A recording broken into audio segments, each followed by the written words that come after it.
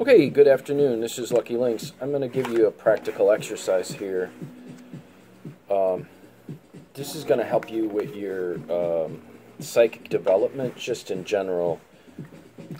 If you're working to move beyond using cards, there's a lot of people who do daily throws, and I do them on my site for folks, but they're usually larger, larger ideas, larger concepts.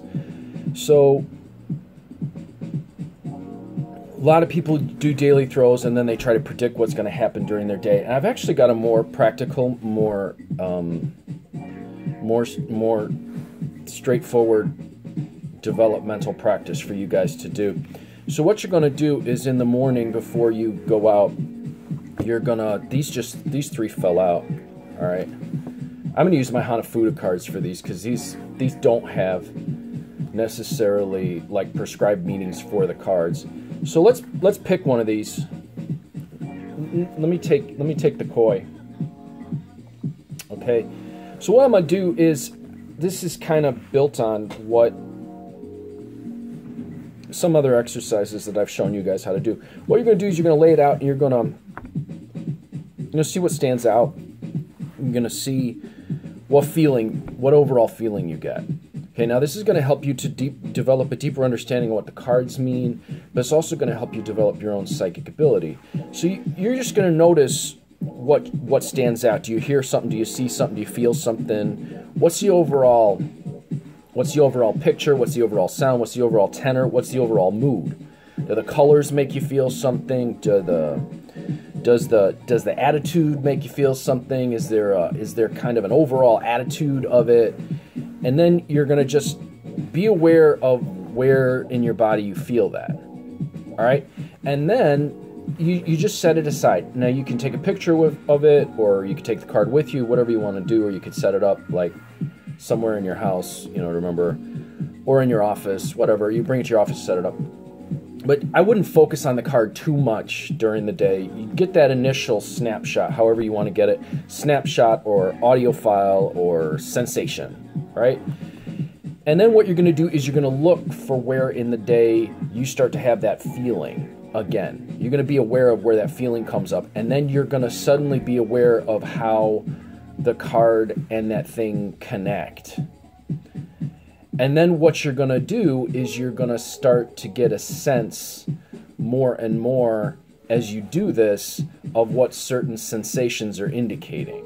So is it a spiky feeling? Is it do you get a vision of it? Whatever. And then eventually what's going to start to happen is you're going to start to be able to probably get those sensations without the cards, and then have a sense of what's coming or a sense of a situation. But this is the trap. You got to be careful of this. You got to be aware that if you're getting a sensation, your wiring's not off. Okay, your mental wiring. So like you may get, like, let's say I'm looking at this and this is saying, hey, seems bright, this seems prosperous, this seems fortunate. But you have an aversion to that because somewhere inside of you there's this feeling that when things go good, there's going to be a bad, so you're covered in dread. See what I'm saying? So this is going to teach you so much just by doing this. Because what you can start to do is you can start to go, hey, you know what? I had this sort of feeling of dread this morning, but things kind of turned out all right. So what I'm starting to get a sense for is that sometimes when I have a feeling things are going to go wrong, it's not really what's the case. It's that there's something else going on in my experience that's telling me, oh, don't trust it when it's good. So I'm leaving this kind of open for you guys to play with, so that you can start to get a sense of what a deeper meaning of the cards are as you sense and you go through your day and you say, okay, these things line up. Okay, so like let's say I got this feeling of sort of generosity from it, and I came in contact this afternoon with someone who was really generous and helped me out.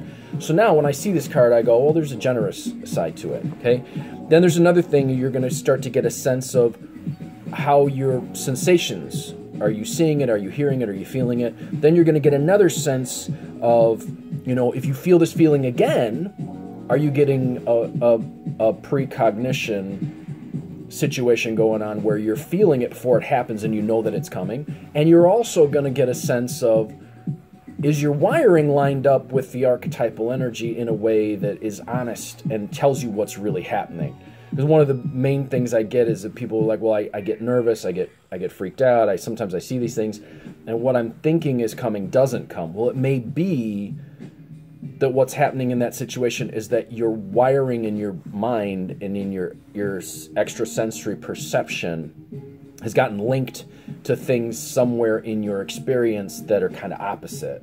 So, for example, like the example I use, like okay, love comes into your life, and then you're afraid that you're going to lose it, so you get a bad feeling every time love comes up. You see? So this is going to teach you a lot of things. So play with the exercise, and maybe, you know, you could try it with a deck that you're really familiar with, maybe get a new insight in it, or you could try it with ones that maybe are not so obvious, like this one, and then see what happens. But play with it, experiment with it, and then you'll get some real practical tools coming out of this for you and your sense in developing your own psychic ability and not necessarily having to rely on the cards. This will be especially good for those of you who've written me and said that you use these oracle cards, but you're afraid that they never get very specific.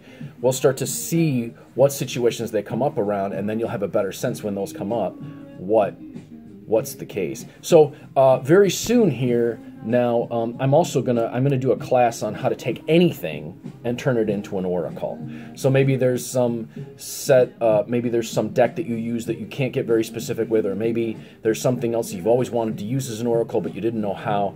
But that's coming down. I'll give you more information about that as it goes on. But I think this sort of kind of lines things up for that possibility.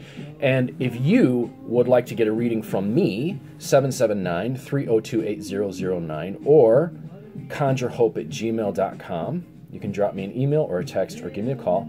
And then I have several classes if you're interested in developing your abilities further. I have a tarot class that will help take you deeper into the tarot and get a real deep sense of how to use it in really spooky and unusual ways. A Lenormand class that will do the same thing for you, a Mexican Loteria class, a crystal ball class, and I have one more, a playing card class. So I am Lucky Links. Try it, see how it works, and as always, I am wishing you success and good fortune in all that you do.